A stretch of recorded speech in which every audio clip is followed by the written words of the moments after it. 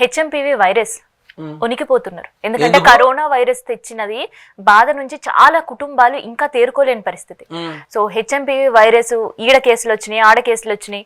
Already ఏపీలో దానికి సంబంధించిన ఐసోలేషన్స్ కూడా ఏర్పాటు చేసిన పరిస్థితి. సో మరి ఏంటి తెలంగాణ ప్రజలు దానివల్ల తిప్పలు పడే పరిస్థితి వస్తుందా? మళ్ళీ ఏమీ లేదమ్మా, అవి వస్తాయి. మెడికల్ సపోర్ట్ ఉంది, చక్కగా ఉంటారు, ఏ ఇబ్బంది లేదు.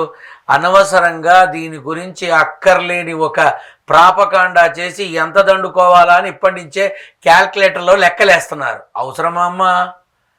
దేనికమ్మా ఇదంతా? ఒక పక్క వైద్య బృందం దీనికి సంబంధించిన అన్ని జాగ్రత్తలు తీసుకుంటోంది, ఇంకా చక్కగా ఉంటుంది. ఇప్పుడు ఇనీషియల్గా ఏదైతే అక్కడికి రావడం జరుగుతుందో వాళ్ళు అక్కడే తొలగించేస్తున్నారు. ఇదివరకు కరోనా సంగతి తెలియదు, ఎవరికి తెలియకుండా ఎంటర్ అయింది, వచ్చింది. ఇప్పుడు ఇప్పుడు నువ్వన్న ఆ వైరస్ ఒక్కటే కదమ్మా, ఏదొచ్చినా కూడా భారత ప్రభుత్వం సిద్ధంగా ఉంది తరిమి కొట్టడానికి, ఒళ్ళో పెట్టుకోవడానికి కాదు, తరిమి కొట్టడానికి. ఇప్పుడు ఖచ్చితంగా చెప్తున్నా, హెచ్ఎంపీవీ వైరస్ కన్నా హెచ్ఎంటీవీనే బాగా ఫేమస్ అవుతుంది ఈ వంకతో. ఎందుకు అంటే ఇది చాలా మంది నేను చూస్తున్నానమ్మా, ఈ వైరస్ ఇలా చేస్తుంది అలా చేస్తుందని ఎవరు పడితే వాడు. అసలు ఎవరికి తెలుసు ఈ వైరస్ గురించి? ఏం చెప్తారు ఈ వైరస్ గురించి? ఏముందని చెప్తారు? ఒకడు స్కిన్కి సంబంధించింది అంటాడు, ఒకడు లంగ్స్ అంటాడు, ఒకడు నోస్ అంటాడు, ఒకడు ఇంకోటేదో చెప్పారు. ఏమీ కాదు, వస్తుంది వెళుతుంది, వచ్చిపోతుంది. అట్లా మళ్ళీ పాసింగ్ క్లౌడ్. అంతేనా? It's a passing cloud. రాకైతే మానదా? It's a passing cloud. ఇది మరీ బాగుందమ్మా. ఎవడెవడో అన్నట్ట బస్సు ఎక్కేటప్పుడు వాన పడుతోందని పక్కవాడితో అన్నట్ట. వాడి ఊరికి వెళ్ళగానే బస్సు దిగేటప్పుడు వాన నాతో పాటు వచ్చిందే అని అన్నట్ట. అట్టా ఉంది ఇప్పుడు సొసైటీ. అన్ని వైపులా వెళుతుంది, అన్ని వైపులా వస్తుంది. కాకపోతే మనకేం పెద్ద ఎఫెక్ట్ ఉండదు. చాలా ఊహించేసుకుంటున్నారమ్మా, ఇదవుతుంది అదవుతుంది. నేను అదే యూట్యూబ్లో చూస్తున్న హెడ్లైన్స్, ఈ వైరస్ వస్తుంది వీళ్ళని మింగేస్తుంది, నా బొంద మింగుతుంది.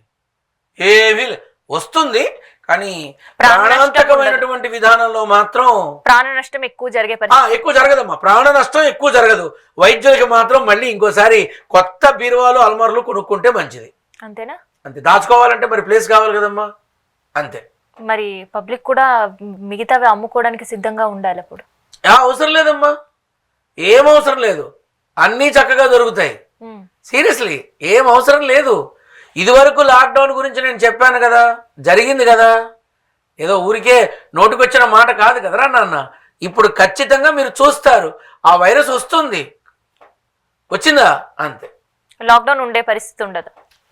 కొన్ని జాగ్రత్తలు తీసుకుంటారు కానీ దేశం అష్టదిగ్బంధనం చేసే అవకాశం 90% లేదమ్మా. దేశ అష్టదిగ్బంధనం ఓకే, మరి రాష్ట్ర అష్టదిగ్బంధనం అయ్యే అవకాశం ఉందా? అమ్మ లాక్డౌన్ లోనే మనం దర్జాగా తిరిగాం, బ్రహ్మాండంగా తిరిగాం, స్టిక్కర్లు పెట్టుకొని. ఏమిటమ్మా మరి నువ్వు ఇప్పుడు ఇంకా ఈజీ, జాగ్రత్త పడతారు. 10 స్టిక్కర్లు తీసుకుంటారు, అన్నిటికీ పెడతారు, ఇది అంటారు, అంతేగా. We are in India, we are in Telugu రాష్ట్రమ్స్. ఎవరమ్మా మనల్ని ఆపేది? ఈ స్లోగన్ కూడా ఉంది ఏపీలో, ఎవర్రా మనల్ని ఆపేది అని. కాబట్టి అంత భయపడాల్సిన అవసరం లేదమ్మా, అస్సలు లేదు. ఖచ్చితంగా చెప్తున్నా నేను, రావడం నిజమే, కాకపోతే it won't effect that much like before. అంతగా ఏం లేదు. ఓయమ్మా అందరూ ఈ వైరస్ వస్తుంది, ఇలా అయిపోతుంది, అలా అయిపోతుంది, షష్టాగ్రహ కూటమి, ఈ కూటమి, ఆ కూటమి ప్రభుత్వాలు వస్తాయేమో కానీ ఆ గ్రహ కూటమి వల్ల వచ్చే నష్టం లేదు. సో సేఫ్ ఉంటారు ప్రజలు, చక్కగా ఉంటారు. మా అనవసరమైన భయాలు ఏం పడక్కర్లేదు. పెళ్ళిళ్ళు కూడా జరుగుతాయి, పేరంటాలు జరుగుతాయి, అన్ని ముచ్చట్లు జరుగుతాయి, అన్ని శుభక్రతువులు జరుగుతాయి. చాలా మంది చాలా చక్కగా అమ్మా మళ్ళీ దీనివల్ల ప్రశాంతంగా అందరం కలిసి ఇంట్లో ఉన్న 2 రోజులు అని ఎంతో తృప్తి పడతారు, చాలా సంతోషంగా ఉంటారు, అస్సలు భయపడరు. సో ఇదన్నమాట రాజకీయంతో పాటు రాబోతున్న హెచ్ఎంపీవీ వైరస్కి సంబంధించిన ఇన్ఫర్మేషన్.